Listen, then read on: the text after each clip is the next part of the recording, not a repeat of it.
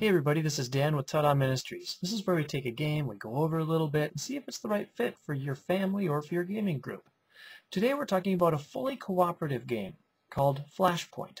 It's designed by Kevin Lanzig, produced by the Game Crafter, and players will find themselves as parts of a firefighting crew going into a burning building, trying to rescue different victims before the house collapses or before at least 3 victims die.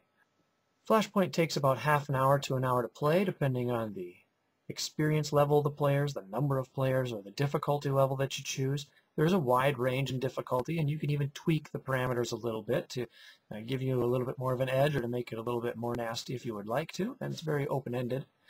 The box says that it's appropriate for ages 12 and up, and I agree with that. There are a fair number of advanced concepts and counting and so on that grade schoolers or early or younger kids aren't really going to be able to get, I don't think. And finally, it's appropriate, or plays, 1 to 6 players. Now, Flashpoint uses an action point system, so every player will get a certain number of AP to spend, and they'll use those to walk around, to open and close doors, to carry victims, to extinguish fire, to do all the different things they need to do. You also get a particular role that you'll have, so you get to do things that your friends can't, which is fun. There are vehicles you can use that add some strategy to it.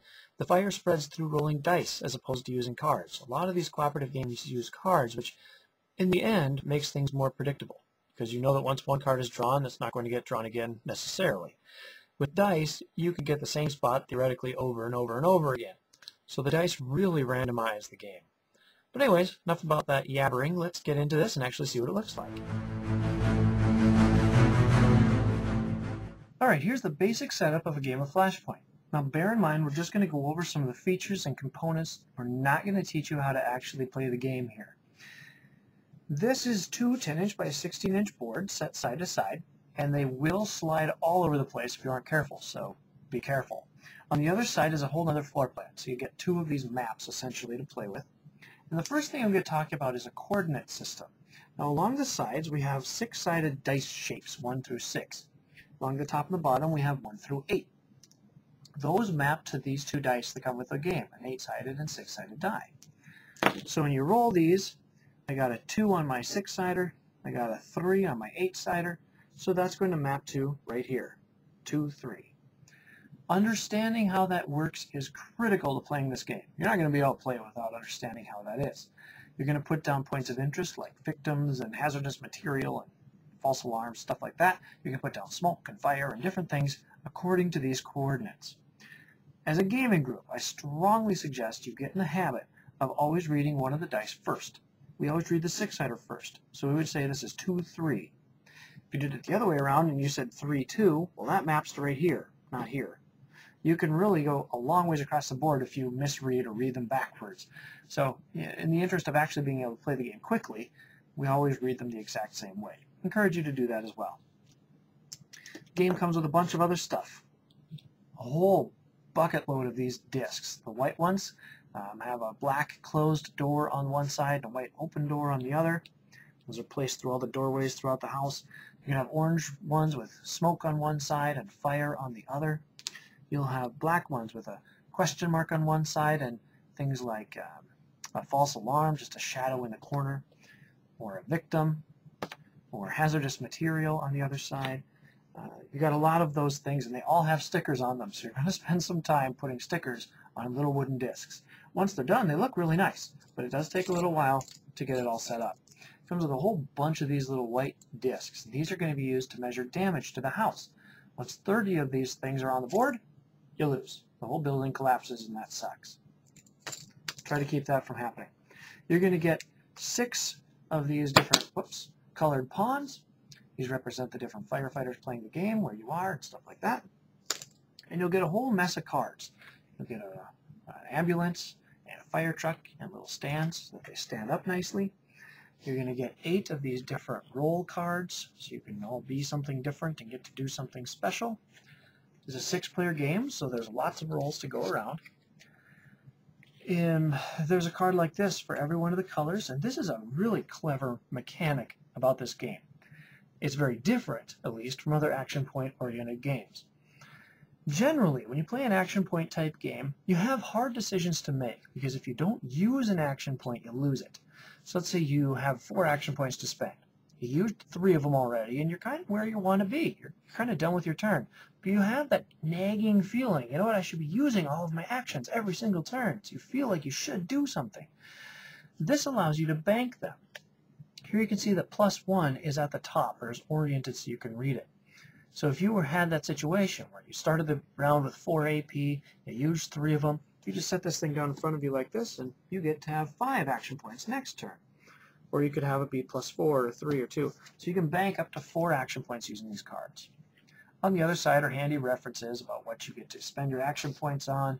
On the other side of the roll cards are basic rules of the game. So it's pretty well made. You always have your references straight at hand. So those are the basic components of the game. Pretty well made. You're going to have a couple of different things to deal with as you play the game. First, you're going to have a lot of these fire and smoke tokens spread around the board. If you play the tutorial of the game, which I recommend doing once and then never doing again, you will have them all in a very predictable or set place. Otherwise, what you're going to do is roll your dice a certain number of times, put some fire at each of the coordinates that you roll, and then explode them. When fire explodes, it does damage to the walls around it. It might destroy a door. It'll spread fire all over the place. And that's going to be your starting setup. So you'll have a bunch of fire on the board to begin with. Then you'll roll your dice and you'll put 3 of these points of interest markers around on the board.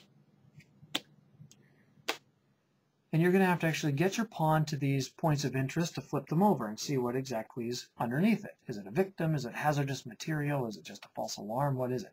If it's a victim, you'll want to carry them out to the ambulance or drive the ambulance around the board to get to them. But that's the basic idea. If you're dealing with a fire that's on the board, you're looking at these victims or looking at these points of interest to see if they are a victim and trying to keep the house from collapsing in the meantime. So that's Flashpoint. I really enjoyed the game. Now, I have not found any cooperative games that I don't enjoy, so I guess that's not a surprise. But I felt that it stands up really well against the ones that I already have in my collection. It's very similar to Pandemic. In fact, I think it'd be impossible not to compare it to Pandemic. Pandemic's a really fun game, but I find that when I'm playing it, I'm either really in the mix, I'm really contributing, I'm really working hard, or I'm sitting on the sidelines and I'm out of the game, I'm in the totally wrong spot, I'm just not able to contribute at the moment. Flashpoint seemed a lot more balanced to me. I wasn't ever really saving the day all by myself, and I never was really stuck and lonely and just kind of watching everybody else play the game. Being able to store action points lend itself really well to that, because even if I can't do something right now, I can still store those, and then I can just do a whole bunch of stuff on the next turn. So there are things like that built into Flashpoint that really let me, or made me feel like I was always involved and always part of that. Now, because this is a cooperative game that doesn't have any timing mechanisms, doesn't have any actual real-time timer, it's vulnerable to the alpha dog syndrome. Now, the alpha dog syndrome is when one player or a couple of players who are more experienced kind of tell everybody else what to do. Hey, here's the best thing you should do in this situation. You should go here. You should do that. While that may win the game or lead to better success rate, it doesn't necessarily lead to a great gaming experience for everyone involved, because some players are mitigated to just moving their pawns around and having other people tell them what to do. That's no fun. I'm the worst alpha dog you'll ever meet, so if you think of any good ways of getting around that, let me know. That'd be great. But when you buy this game or any other cooperative game, just make sure that you're paying attention to that and you let everybody know, yes, we are a team, yes, we are working together, but we do control or do get to do whatever we want to on our own terms. We get to make our own decisions. That makes it a lot more fun for everybody involved. All in all, I really enjoyed the game, and I'm glad that I have a copy in my collection. I was a volunteer firefighter for a couple of years, so that kind of speaks to me a little bit, I guess. Well, it's certainly not a firefighting simulation, and the rules even say it's not a simulation. It's not going to be as realistic as it could be.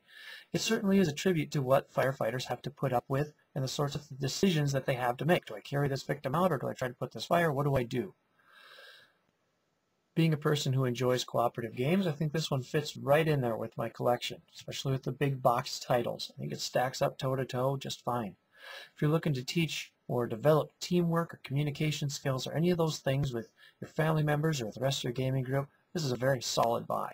If you just have a group that's not so competitive, they don't want to go toe-to-toe or at each other's throats, again, this is a great option.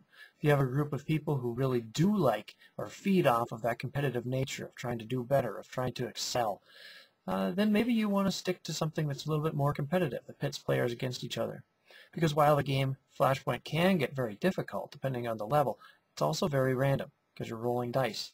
So one game at a particular difficulty level may be excruciatingly difficult, while at the same difficulty level, because of different die rolls, may be a lot easier.